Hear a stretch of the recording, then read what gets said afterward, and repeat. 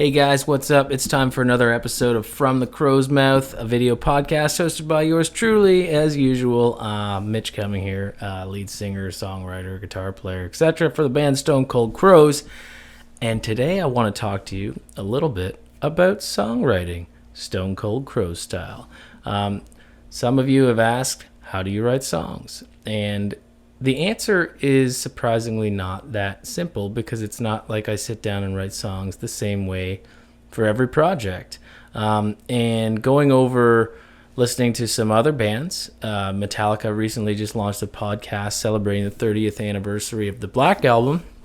And I was listening to, Bruce Dickinson's book about Iron Maiden and reading Ozzy Osbourne's book and about Black Sabbath and his solo career. And it just amazed me how many influences of my own write songs in what I consider to be quite ludicrous fashion.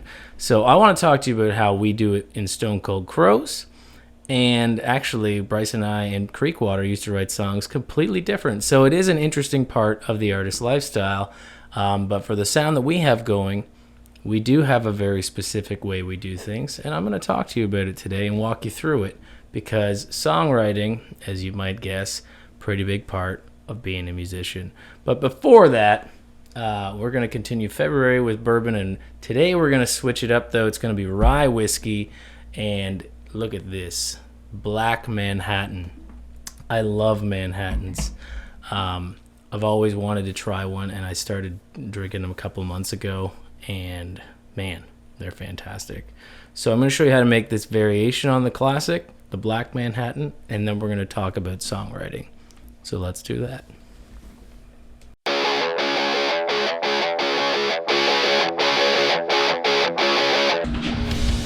Hey guys, on today's rock and roll bartender segment of From the Crow's Mouth, a video podcast hosted by yours truly, Mitch Cumming, lead singer, lead guitar player, lead songwriter, etc. for the band Stone Cold Crows, I'm going to show you how to make a delicious, delightful variation on the classic rye whiskey cocktail, the Manhattan. This one is a Black Manhattan, and it gets its name for the color, which is given to it by the substitution of Averna Amaro for the sweet vermouth that you would normally use in a Manhattan. I say Averna Amaro because I'm being very specific. If you're making a rookie mistake, Amaro is made from a lot of different regions, and they have their own recipes for the same. It's a bitter Italian liquor. So you want to make sure you get Averna Amaro, because otherwise the drink will be completely different, so don't make that mistake. This is pretty good stuff. It's got orange notes, a little bit of licorice, a bunch of herbal properties. I really like it. And actually, this variation on the Manhattan, to date, is my personal favorite. You're also going to want to have some Canadian rye whiskey on hand. If you can get your hands on a bottle of Canadian Club 12, I highly recommend it. It's not expensive, and it is quite good.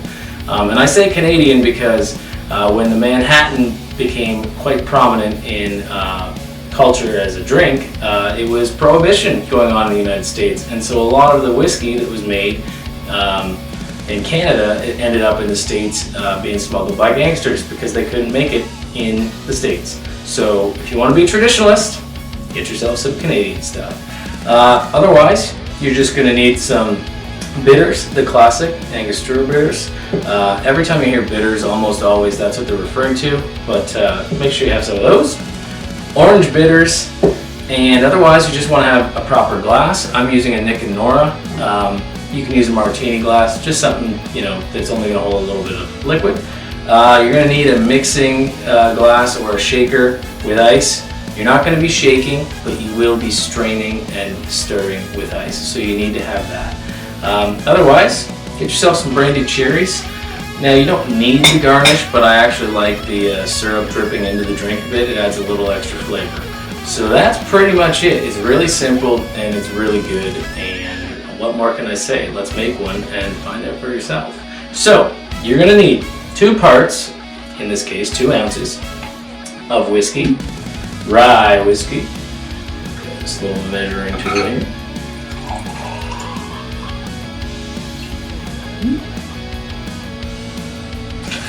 In you go.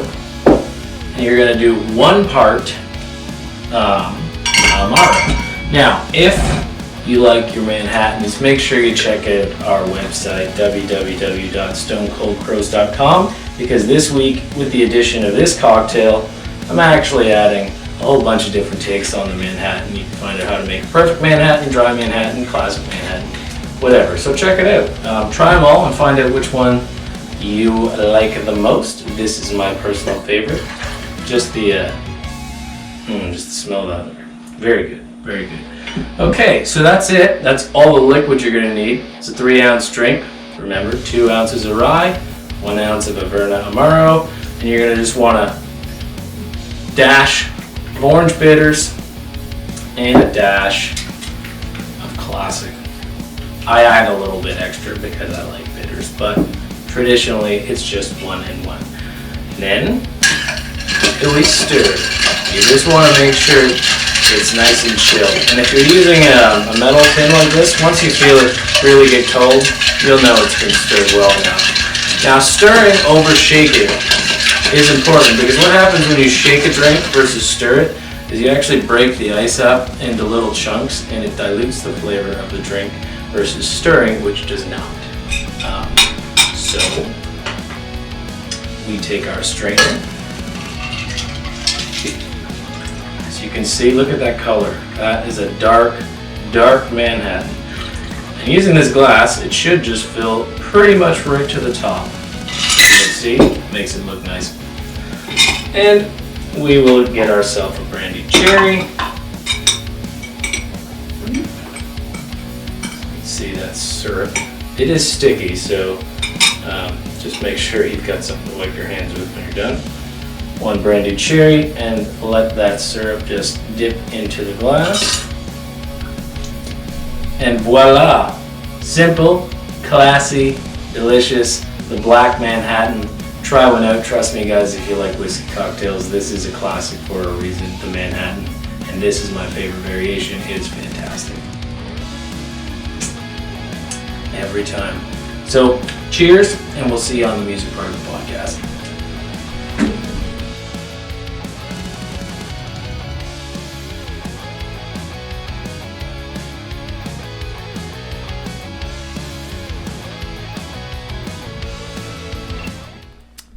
Okay, we're back, and we're sipping on a Black Manhattan, or a classic Manhattan, whatever kind you like, and we're ready to talk about songwriting. I've been, as you'll see, most of mine is gone. I've been having a little bit of technical difficulties with my GoPro, which is what I used to film this podcast with. So I filmed the whole thing, and then realized when I went to edit it that it just didn't work. So I'm going to talk to you guys again, second or third time for me, but it'll be the first for you.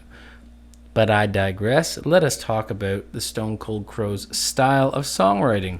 And when I say the Stone Cold Crows style, what does that even mean? Well, I'm a songwriter. I always have been. I wrote my first song when I was 14 years old, maybe. And I've been actively a songwriter since then, even though I took a large period off of being what you would consider a professional musician. I've always been a songwriter. But every band, every group of people, like, the creative process is different, and that includes Bryson and I having worked in another band together, Creekwater Junkies. We did not write music like we write music for this band, Stone Cold Crows. And I don't write music when I play like acoustic style, because I write all kinds of music. It's not just metal and hard rock. I dabble in a lot of stuff, and depending on the kind of music or what the project is, it depends on how I take an approach to it. Like, for example, Creekwater Junkies, Bryce and I used to play in this southern rock party band. The way we used to write music would be, I would come up with guitar riffs at home, and a guitar riff, for those of you who don't know what that is, riff is just a word for a passage of music played on guitar. So like a Smoke on the Water, like da da da da da da da da. That's a guitar riff. So you take those little bits that you build and usually repeat throughout the song in some way, and you build upon that. And that's what we did. It'd be like, that riff sounds great. We're going to build a song around that. And then we get a couple of decent riffs together, make some verses, make some choruses, figure out how to link them together, throw a couple guitar solos in, and that's a song. And Chris, our singer, at the time would usually just like sing some mumbo jumbo over top of the parts until he found a melody for vocals that he liked. And after that, we'd just write a bunch of lyrics, usually very quickly and over a bunch of beers or other drinks. And that would be it. Like, the lyrics were an afterthought. Stone Cold Crow style is a little different because we're not in a band practice scenario. Like, I have to put together the song almost on my own, and I like doing that. And I have ancient technology to do it, but I'm essentially playing all the parts for one person that will eventually be played by a band. So it's a little different. And in this project, I start with the lyrics. So sometimes I get a melody in my head, sometimes I don't, but I start with lyrics in this band. So it's almost like I would take a concept of what I want to write about, and maybe that's influenced by some books that I was reading, maybe it's influenced by some observations of society, all dark, cynical stuff, and that is on purpose. Like, don't get me wrong, I can be a little bit cynical sometimes, but I'm not all dark and gloom. But that is what this band is about. So sometimes I actually go searching for it, but I need a concept, and then I write. And it's almost like writing poetry. It's just like, here you go, here's a passage, and when that lyrical lightning bolt hits me, I just go on a tangent and I write them down. And sometimes it's in the shower, and sometimes it's like I wake up at 4 or 5 in the morning, and there you go, I got a couple lines. Either way, it's usually pretty quick for me that I get the basis of the lyrics complete. And afterwards, then it's like, okay, we got a melody coming, maybe. And if I can remember a melody without recording it on my voice recorder, I do that for guitar riffs all the time, just a voice recorder app on my cell phone. But if I can remember a lyrical melody with words that I've just come up with and written down, I know I have something to build on, and that's usually where it starts. And so once the lyrics are there, what I will do is I will take an acoustic guitar and I'll just break everything down to the most basic kind of like guy who doesn't actually know how to play guitar at the campfire trying to pick up girls style. Just basic chords and melody, and I will map it out. And I will literally map out, this is what I want the verse to sound like. I've got a skeleton of an idea here. This is the chorus. I've got a skeleton of an idea here. These chords work with the melody that I want. And those become the building blocks for the rest of the song. And when I say I map things out, I'm not kidding. Like, as I develop and build songs, I literally will sometimes draw little diagrams of like, okay, so I want to do this intro thing. I want to double it up because I want to add and build the intensity here, and I want to do this there, and then verse, and we're not going to go into the chorus after verse 1, and so I use little symbols that I understand, and I basically draw a picture, and I look at the song like an image almost. And how would you get from here to there to there to there, like a little roadmap? So it's kind of neat that way. But what I do is I get the basics down, and then I take my ancient ass recorder. It's an 8-track recorder with a CD rewrite drive, and that's how you get the music off. My laptop doesn't even have a CD drive that I use anymore, so it's kind of difficult to get the music from one place to another. But I will track rhythm guitar, scratch track 1, just to get the song from point A to point B, like start to finish, and it'll give me an idea of how long the song is going to be. And I might add sections or take sections out depending on things, but I just want to make sure that it flows okay and that there's some kind of structure down. And then I will record a scratch vocal track over top of that just to make sure that everything sort of works. After that, I redo the guitar track, and then I do another guitar track, sometimes 3, depending if I need to switch things up. Maybe if it needs to be a little clean here, I'll just actually substitute an entirely different guitar for clean stuff. And then I'll add bass, and I will program some crappy-ass drums. There is a drum machine on my 8-track recorder, though, which helps me a lot because I prefer playing to drums versus a click track. It just helps with the vibe. It helps give it that energy versus just a little beep sound to a tempo, which is important. You got to find the right tempo. For any wannabe songwriters out there, check the tempo when you're playing, because when you're just playing guitar, it sounds fine. You're just like, yeah, this is, if it's metal and stuff, it's usually fast. But you got to keep in mind that your singer has to be able to sing at that speed too. And unless they're like a side hustle auctioneer, it can be hard depending on how fast you sing and what kind of melodies you want to use. So that's just a little side note.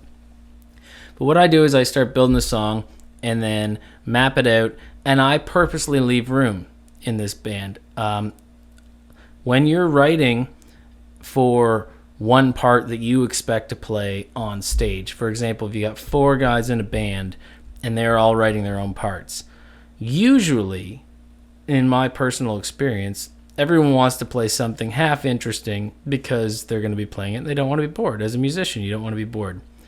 As a songwriter that writes and plays everything, though, I write for the song. So if what the song needs is some plain basic guitar chords to thicken a part and let the horn or the bass or the vocals take the center stage at that part, then I do it. And I think actually having written the bulk of songs on multiple instruments has made me a better songwriter because of that. And so I used to tend to overcrowd the plate with fancy guitar parts, which I don't do anymore. There's a time and a place for it, and if it's not that time or place, then I just dial it back. But I'm able to send demos, which I don't like sending people demos because they judge the song on what it is as a demo, and it's very incomplete, and the vocals are bad, and nothing's always 100% in tune because I don't care. It's just a skeleton, but I can send those to Bryson and Adam, and they'll listen and be like, this part's pretty empty. Mitch must have some ideas for orchestra here. And sometimes I'll actually play melodies that I have in my head for a horn part or a string part on a guitar. Not that it is going to be played on guitar, it's just I want to remember it because I really like it and it needs to be remembered. So after the demos are done and I program some crappy drums, and Bryson usually says that wouldn't work or I like that. Most of the time it's the wouldn't work part. He's the drummer. I don't know a lot about it. But I send him the demos and he gives me feedback on what he thinks is good. And he's like, all right, I'm going to do some stuff here. And then we send those to Adam, our producer and recording engineer. And he's like, okay. And then we set up some studio time and we start all over. Scratch track. Bryson and I play together, rhythm guitar and drums in sync. And a scratch track is basically just a off the floor recording that we hold on to as a point of reference. And after we have that and we can look back and say, so this is what the structure of the song is going to be, we go back and we do all the drums. Bryson plays his drums. I track rhythm guitar number 1. I track rhythm guitar number 2. I track bass, and that is one of my favorite parts of the studio. I love playing bass. Just do. I love writing it. I love grooving. And honestly, if I were to join somebody else's band these days, I'd probably be like, yeah, you need a bass player? I'm going to do it. And then we do vocals. So I come in and I do the lead vocals. But Bryson afterwards, and this is where full credit is due, because I don't write the vocal melodies for harmonies at all.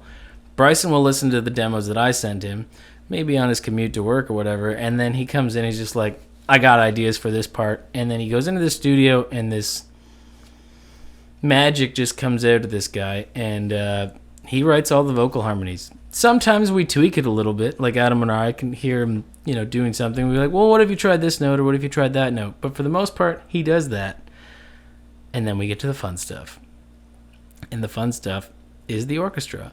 Now, we have a very unique dynamic in the trio that we don't have too many cooks in the kitchen all fighting to add different things, but we're all open to trying things. So we use MIDI samples. Again, GoPro's cutting out.